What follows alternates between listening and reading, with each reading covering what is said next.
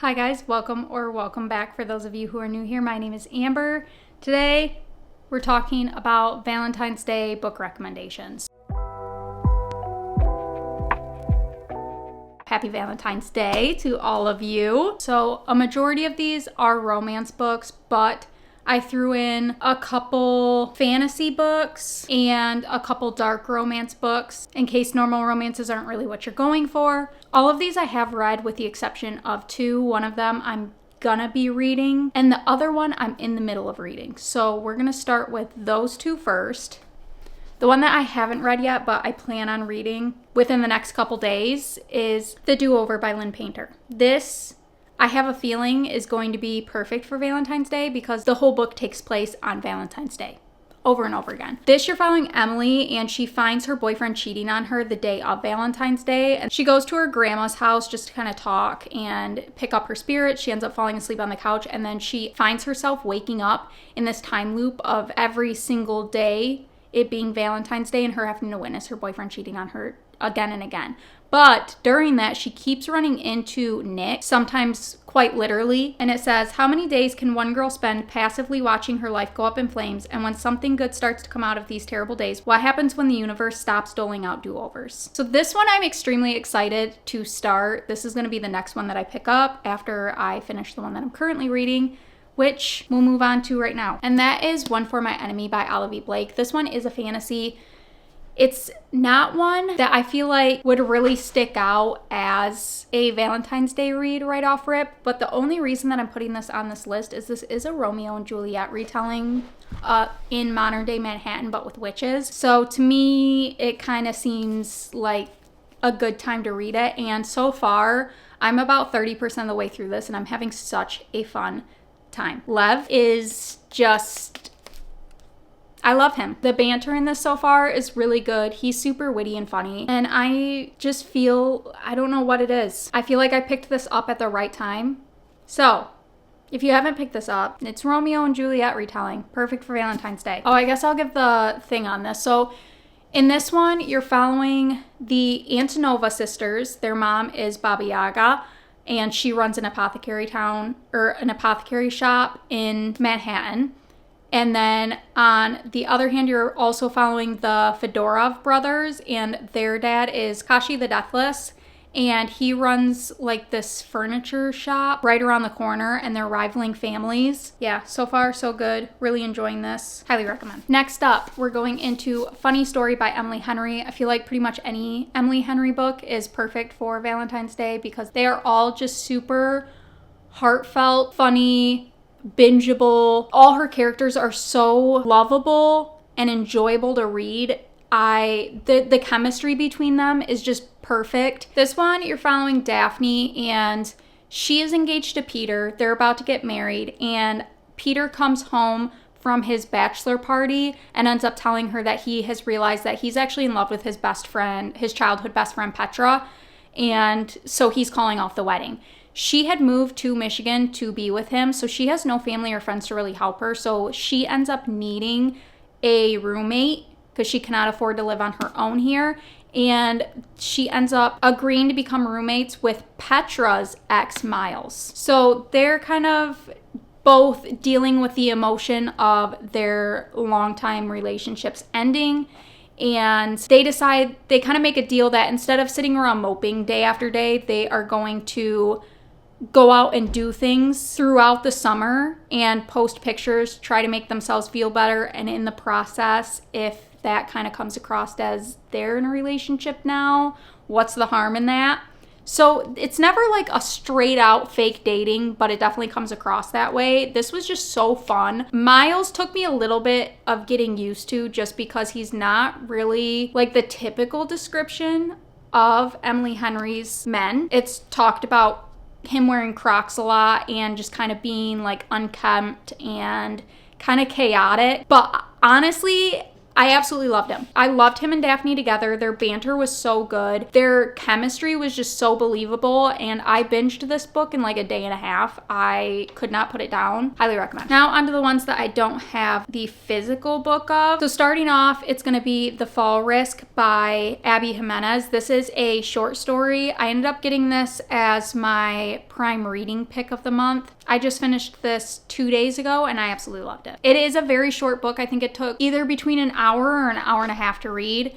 It does kind of have that insta-lovey feeling just because it is so short. So if that isn't something that you're really into, you might want to skip that. But I typically don't really like books like that. But with Abby Jimenez writing, she makes it so easy to fall in love with characters very quickly and get a connection with them, and this was no different. She did such a good job writing this. In this one, it's Valentine's Day weekend, and Charlotte and Seth are not looking for romance. Armed with emotional support bear spray, Charlotte is in self-imposed isolation and on guard from men. Having a stalker can do that to a person's nerves. Just across the hall and giving off woodsy vibes is Seth, a recently divorced arborist, as in today recently. Heights, he's fine with. Trust, not so much. But when disaster traps them one flight up and no way down, an outrageously precarious predicament forces a tree-loving guy and a rattled girl next door to embrace their captivity. Soon their defenses are breaking away. Considering how close they both are to the edge, Charlotte and Seth could be in danger of falling in love. That was just such a fun read. I will say it was definitely cheesy.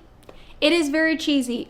There's a lot of tree puns and jokes put in there. So just know that going in. It's definitely kind of got more of an insta-love vibe, and it is very cheesy, but that did not take away from the fun that I had while reading it. I still recommend that, especially for how short it was. It's just something you can sit down and read all at once. So if you don't have a ton of time to sit down on Valentine's Day, but you still want to get a good read in, pick that one up. Then we have How to End a Love Story by Yulin Kwong. This one I read a while back. It's one of those books where I really enjoyed it while I was reading it, but I haven't really thought of it since. It still was an enjoyable read. I think I gave that like 3.5 stars. Still a good read, still would recommend it. But this one, Helen and Grant went to high school together, and there was a tragic event that kind of linked them together, but they haven't seen each other in 13 years. Helen is a popular YA author, and her book is getting adapted into either a TV show or a movie, and Grant is the screenwriter on this. They don't really get along, and she doesn't want anybody to know that they know each other or anything about her past. So things are kind of awkward and rocky while they're trying to work together. And then it says, Grant's exactly as Helen remembers him. Charming, funny, popular, and lovable in ways that she's never been. And Helen's exactly as Grant remembers too. Brilliant, beautiful, closed off. But working together is messy and electrifying, and Helen's parents, who have never forgiven Grant, have no idea he's in the picture at all. When secrets come to light, they must reckon with the fact that theirs was never meant to be any kind of love story, and yet the key to making peace with their past and themselves might just lie in holding on to each other in the present. So it was definitely a cute story, and it's one that was pretty easy to read. I ended up taking a break, and I think that was my mistake, is I read another book when I was about like 40% of the way through that, and then I got back into the book and I kind of forgot what was going on at the beginning, but it was really easy to get back into, and once I picked it back up, I think I finished it in like a day. So it's definitely an easy bingeable read. It's just I didn't fully like the main female character, and you're following her the whole entire time. So really, I think that was my only gripe. Next up is Yours Truly by Abby Jimenez. This couple is probably my favorite couple that I've ever read. They were the most convincing, the best chemistry. Their dynamic was just perfect. Their banter was unmatched. Absolutely love them. Terrible first impressions, hilarious second chances, and the joy in finding your perfect match. Dr. Brianna's life is seriously flatlining. Her divorce is just about finalized. Her brother's running out of time to find a kidney donor. And that promotion she wants, oh, that's probably going to the new man doctor who's already registering 87 on Brianna's pain in my ass scale. But just when all systems are set to hate, Dr. Jacob Maddox completely flips the game by sending Brianna a letter. And it's a really good letter. Like the kind that proves that Jacob isn't actually Satan. Worse, he might be this fantastically funny and subversively likable guy who's terrible at first impressions. Because suddenly he and Bri are exchanging letters, sharing lunch dates in her sob closet, and discussing the merits of freakishly tiny horses. But when Jacob decides to give Brianna the best gift imaginable, a kidney for her brother, she wonders just how she can resist this quietly sexy new doctor, especially when he calls in favors she can't refuse. Everything about this book was just so good. I could not put this down when I started it. It might be one of my favorite books. I think I gave this 4.75 stars, but honestly, I really think about this book all the time, and I think it deserved a 5-star from me because they're probably my favorite book couple that I've read so far. Then we have The 7-Year Slip by Ashley Poston. An overworked book publicist with a perfectly planned future hits a snag when she falls in love with her temporary roommate, only to discover he lives 7 years in the past. Sometimes the worst day of your life happens and you have to figure out how to live after it. So Clementine forms a plan to keep her heart safe. Work hard, find someone decent to love, and try to remember to chase the moon. The last one is silly and obviously metaphorical, but her aunt always told her that you needed at least one big dream to keep going. And for the last year, that plan has gone off without a hitch, mostly. The love part is hard because she doesn't want to get too close to anyone. She isn't sure her heart can take it. And then she finds a strange man standing in the kitchen of her late aunt's apartment. A man with kind eyes and a southern drawl and a taste for lemon pies. The kind of man that, before it all, she would have fallen head over heels for. And she might again. Except he exists in the past, 7 years ago to be exact, and she quite literally lives 7 years in the future. Her aunt always said this apartment was a pinch in time, a place where moments blended together like watercolors, and Clementine knows that if she lets her heart fall, she'll be doomed. After all, love is never a matter of time, but a matter of timing. So that one was an extremely cute story, and there were a lot of moments when I was reading that book where you read things in the beginning and then you're able to put it together at the end, and you're like, how did I not catch that at the beginning? It's definitely a little bit different with the fact that it has a magical aspect to it, but it was just so adorable, and I loved both the main characters. I loved their chemistry, and the story itself just completely sucked me in. And it was one of those ones where I just kept going, okay, I'm just going to read one more chapter because I really want to find out what happens. And that just kept spiraling. That one I think might be one of the top ones that I would recommend to read for Valentine's Day because it's just so wholesome and cute. Then we have Happily Never After by Lynn Painter. And this one is two love skeptics agree to work together as professional wedding disruptors, but fate has more romantic plans in mind for them. When Sophie finds out right before getting married that she's been cheated on again, it's time for drastic action. Instead of calling the wedding off, she hires a gorgeous stranger, Max, to interrupt the ceremony and confront her fiancé. It's hardly the wedding she planned, but Sophie enjoys taking revenge, so when Max asks if she'll work with him to help others expose their cheating partners, Sophie agrees. When they're hired by a man who's marrying the girl that once broke Max's heart, Sophie expects Max to revel in the job, but instead he seems to be wrestling with his feelings for his ex. And worse than that, Sophie is jealous. And this one is friends to lovers, slow burn romance, and a love triangle. I personally don't really care for love triangles very much, and I didn't find that the love triangle aspect of this book was very dominant in the story. It was very much so like put in the back, which I enjoyed. So this one, again, I know this one has mixed reviews of people really love Lynn Painter's writing, and this is one of the ones where it's not as high ranked for people. If I remember correctly, this is like her first adult romance that she's wrote. Everything else is YA. I personally really loved it. It was a very fun and interesting plot. I've never really heard of another romance book that they're literally the ones who go and object at weddings. It was just a really fun read. I had a fun time with that one. I recommend it. Then we have Good Game by Madison Fox. This is a gamer romance. They said never fall for the bad boy. Stevie Andwell would rather poke her eye out with a Louis Vuitton heel than get back together with her cheating ex-boyfriend. In fact, she would much rather celebrate her newly single life by getting down and dirty with one of the most famous video game streamers of this generation. Sure, she has no idea who Blade is. His identity is hidden behind the mask he wears. But it's just one night of fun. No harm, no foul, right? Wrong. Because Blade is Alexander Knight, the tattooed bad boy Stevie is currently falling for. Alexander can't risk his identity being discovered, but the closer he gets to Stevie, the harder it becomes to keep his secret. If he's not careful, it'll be game over. That one, I had a really fun time reading. It was, again, another bingeable, easy-to-read book. That one does have quite a bit more spice in it, so I would know that going into it. It's not really like a lighthearted romance. It's definitely a lot more spice. But a fun read nonetheless. That one is part of a series. The series involves 3 different masked gamers that live together.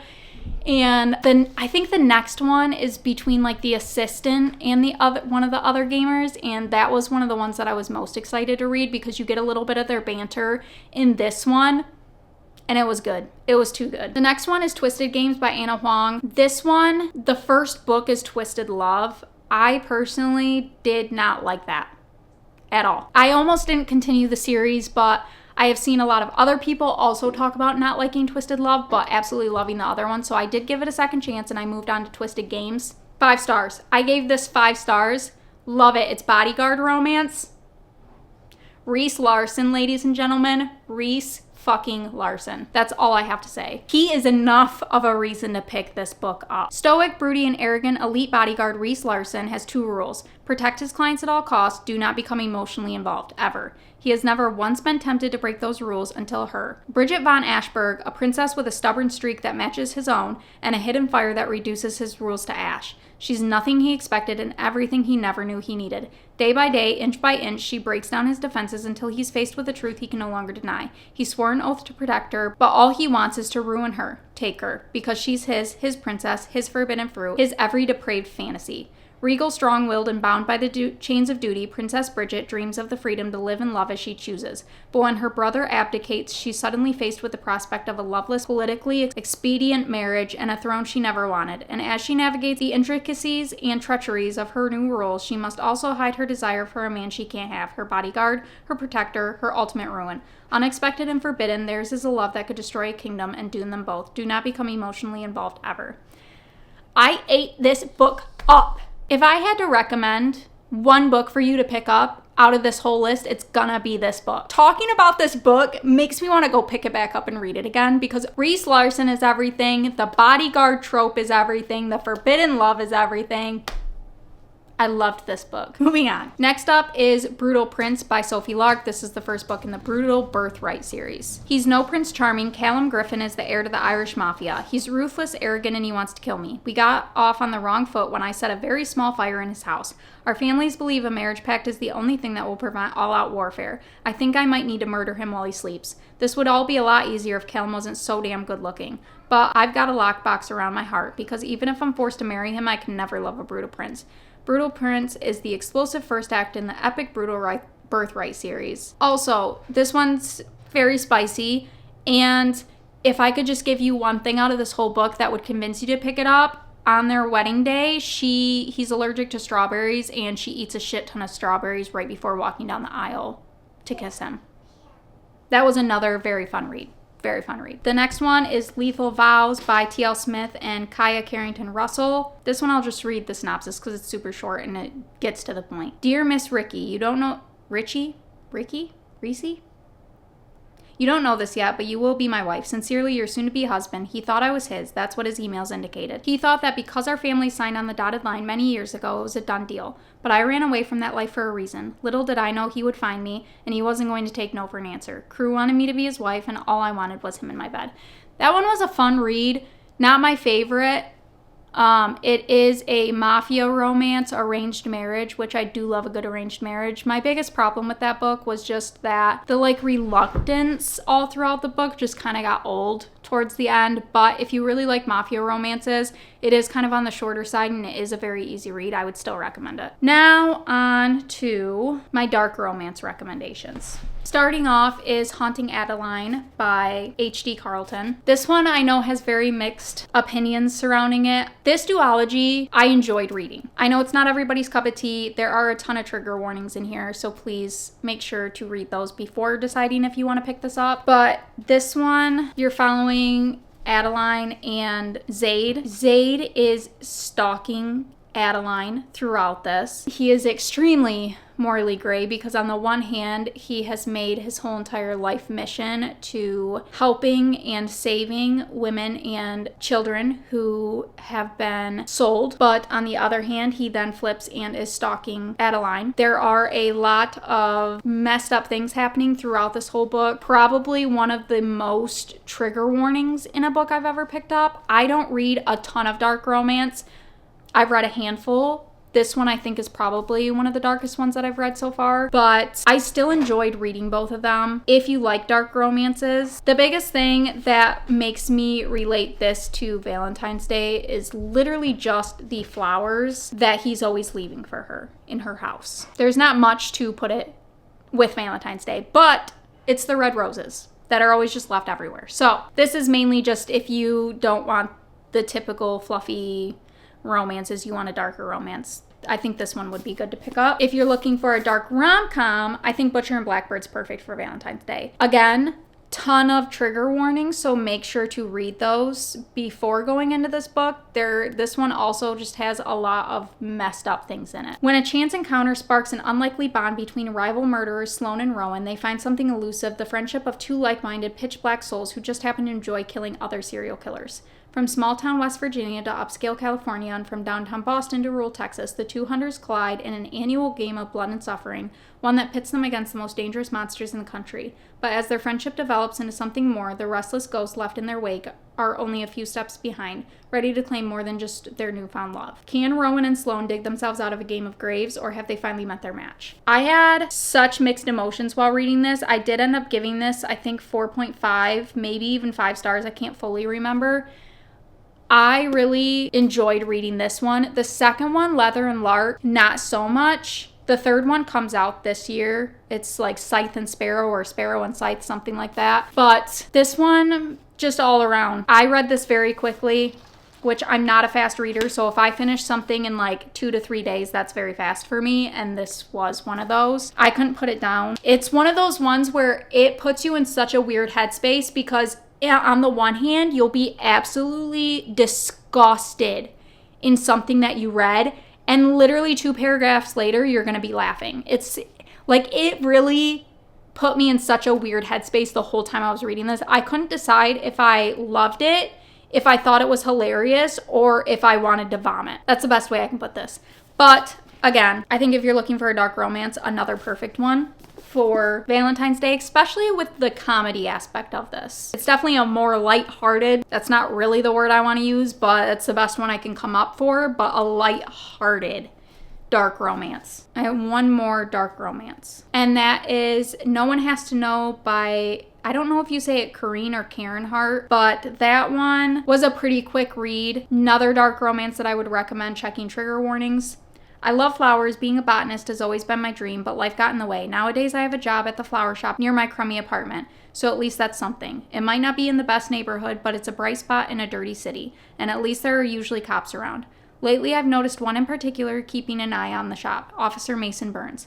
I'm friendly enough, though I can't bring myself to trust anyone in a uniform, and that ends up helping me when I'm attacked one night for the shop's deposit. Burns comes to my rescue, arresting the punk with the knife, and I'm grateful for his help. I'm a lot less grateful when I end up in handcuffs the next time we meet, or when he takes me home to be his prisoner. That one, again, was like one of those ones where the whole time I was reading it, I was like, I don't know about this, but then I got to the ending and there's like a pretty big plot twist that I did not see coming, and that could be because I don't typically read dark romances, but it was a plot twist that I didn't see coming, and I was like, whoa, okay, that kind of changes the whole thing of what I just read. That did end up making me bump up my rating. I thought it was a pretty good time. I didn't have any like major complaints. It wasn't that I disliked the book. It's just one of those things where like I read it, had a good time, just haven't really thought about it since. So I think I gave that like 3.75 stars. But again, if you're looking for a dark romance, I think that one would be pretty good for Valentine's Day. And then this is my one other fantasy Valentine's Day recommendation, and that's going to be The Once Upon a Broken Heart by Stephanie Garber. This whole entire trilogy is my baby. Especially book 2, The Ballad of Never After, has my whole heart and soul. That is one that I actively think about on the daily. I need to do a reread of this whole entire trilogy. I'm obsessed. Evangeline and Jax are just characters that I think about way too often, and I don't have a single complaint other than the last book was a mild disappointment. It was still really good, but if you have not picked up this trilogy, I think Valentine's Day is a perfect time to start this. How far would you go for Happily Ever After? Evangeline Fox has always believed in true love and happy endings until she learns that the love of her life will marry another. Desperate to stop the wedding, Evangeline strikes a deal with the charismatic immortal Prince of Hearts. But she soon discovers that bargaining with the Prince of Hearts is a dangerous game. He has plans for Evangeline, plans that will either end in the greatest happily ever after or the most exquisite tragedy. So that right there, you got the Prince of Hearts. She is definitely one of those main characters that just looks on the bright side of everything, just desperately wants and craves that love and having that perfect, picturesque, just the epitome of a happy ever after. And it just, this whole entire story. I am obsessed. I love Jax. He's one of my favorite male characters ever written. And like I said, again, this is pretty much like Twisted Games. Now that I'm talking about this and physically holding this book, I just want to go start a reread of this trilogy. This is one of those ones where if you haven't read the Caraval trilogy, you don't necessarily have to read that trilogy first, but I would recommend it just because you meet a lot of the fates that are in this trilogy, in that one, and you get a little bit more of a backstory on each of them. I read Once Upon a Broken Heart first before reading the Caraval trilogy, and it didn't make me like the Caraval trilogy less.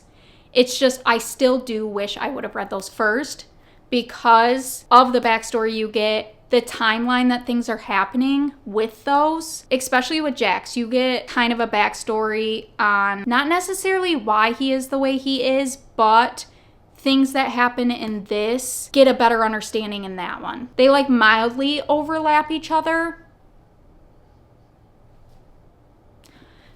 The more I talk about this, I can't. Like, I'm just hardcore debating on just going back and rereading all of them. The takeaway from this video is Twisted Games and Once Upon a Broken Heart are the two that you should be picking up for Valentine's Day. And if you don't pick them up for Valentine's Day, just pick them up soon because they are top tier. I love them with my whole entire being. And you're about to see me go on a freaking binge of just rereading books I've already read and completely putting off my TBR. Those are all my recommendations that I have personally read, with the exception of 2. But I have good feelings about those 2. But anyway, yeah, those are really all the recommendations that I personally read that I think fit pretty well with reading around Valentine's Day. Just kind of give you all the feel goods. Yeah, I'm realizing how little of books that I've read that actually take place around Valentine's Day. But again, I also don't heavily read romance books. I heavily read fantasy, so that's probably why I haven't read a lot that have to do with Valentine's Day. So with that being said, if you have books that are set on Valentine's Day or have like just the strongest feels of Valentine's Day, leave them down in the comments, because even though I'm putting this up on Valentine's Day and I will be in the middle of reading books, I would love to add more and get to those by the end of this month. So please leave the names down below. And if you don't have any recommendations and you don't know what else to put a little pink or red emoji heart to let me know that you made it this far. Make sure to leave a like and subscribe to stay up to date with all my future content, and I hope to see you in the next one. Bye!